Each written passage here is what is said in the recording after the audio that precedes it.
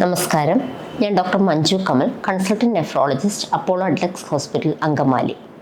ഇന്ന് മാർച്ച് 14, 2024 നാം ലോക വൃക്ക ദിനം ആയി ആചരിക്കുകയാണ്. ഈ അവസരത്തിൽ ഞാൻ നിങ്ങളോട് സംസാരിക്കുന്നത് പ്രമേഹവും വൃക്കരോഗവും എന്ന വിഷയത്തെക്കുറിച്ചാണ്. ലോകമെമ്പാടുമുള്ള കണക്കുകൾ പരിശോധിച്ചാൽ പ്രമേഹം അഥവാ ഡയബറ്റീസ് എന്ന ജീവിതശൈലി രോഗമാണ് വൃക്കരോഗത്തിൻ്റെ പ്രധാനപ്പെട്ട കാരണങ്ങളിലൊന്ന്. പ്രമേഹ രോഗികളിൽ 1/3 വൃക്ക സംബന്ധമായ പ്രശ്നങ്ങളുണ്ടെന്നാണ് പഠനങ്ങൾ കാണിക്കുന്നത്. പ്രമേഹ രോഗികൾ വൃക്കരോഗം വന്നു കഴിഞ്ഞാൽ അത് ഹാർട്ട് ഡിസീസ്, കണ്ണിൽ വരുന്ന ഡയബറ്റിക് റെറ്റിനോപ്പതി തുടങ്ങിയ അസുഖങ്ങൾക്ക് റിസ്ക് ഇൻക്രീസ് ചെയ്യുന്നു. 60% പ്രമേഹ രോഗികളിൽ രക്താതിസമ്മർദ്ദം അഥവാ ഹൈ BP ഉണ്ട്. ഇതും വൃക്കരോഗത്തിന് കാരണമാകുന്നുണ്ട്. വൃക്കരോഗത്തിൻ്റെ ഒരു പ്രോബ്ലം അതിൻ്റെ ഇനീഷ്യൽ സ്റ്റേജുകളിൽ കാര്യമായ ബാഹ്യ ലക്ഷണങ്ങൾ ഉണ്ടാകുകയില്ല എന്നുള്ളതാണ്. പിന്നെ നാം എങ്ങനെയാണ് ഇത് കണ്ടുപിടിക്കുന്നത്? ഒരു ഡോക്ടറുടെ നിർദ്ദേശപ്രകാരം കൃത്യമായ ഇടവേളകളിൽ രക്തവും മൂത്രവും പരിശോധിക്കുക.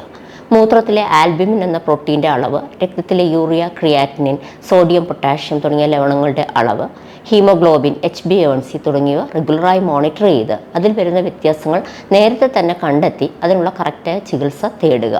ഇന്നത്തെ നൂതനമായ ചികിത്സാ രീതികൾ കൊണ്ട് കിഡ്നി ഡിസീസ് പ്രിവെൻറ്റ് ചെയ്യാനും അതിൻ്റെ മുന്നോട്ടുള്ള പ്രോഗ്രഷൻ അറസ്റ്റ് ചെയ്യാനും നമുക്ക് സാധിക്കുന്നുണ്ട്. ഇനി ഞാൻ പറയുന്നത് പ്രമേഹ രോഗികൾ എടുക്കേണ്ട ചില മുൻകരുതലുകളെക്കുറിച്ചാണ്. അവരുടെ വൃക്കയുടെ ആരോഗ്യം പരിപാലിക്കുന്നതിന് ഏറ്റവും പ്രധാനപ്പെട്ട കാര്യം ഷുഗർ നിയന്ത്രിച്ച് നിർത്തുക എന്നുള്ളതാണ്. വർഷത്തിൽ മിനിമം 2 തവണയെങ്കിലും ഒരു HbA1c ടെസ്റ്റ് ചെയ്ത് അത് 7% താഴെയാണെന്ന് ഉറപ്പുവരുത്തുക. ബ്ലഡ് പ്രഷർ റെഗുലറായിട്ട് മോണിറ്റർ ചെയ്ത് 130/80 എന്നുള്ള ലെവലിൽ താഴെ നിർത്താൻ ശ്രമിക്കുക. ഒരു ഹെൽത്തി ലൈഫ് സ്റ്റൈൽ അഡോപ്റ്റ് ചെയ്യുക. പ്രോപ്പറായിട്ടുള്ള മരുന്നുകളുടെ ഉപയോഗം, ഒരു ഡോക്ടറുടെ നിർദ്ദേശപ്രകാരം തന്നെ മരുന്നുകൾ എടുക്കുക. സ്വയം ചികിത്സ, അമിതമായ വേദന സംഹാരി മരുന്നുകളുടെ ഉപയോഗം, നാടൻ ചികിത്സ തുടങ്ങിയവ ഒഴിവാക്കുക.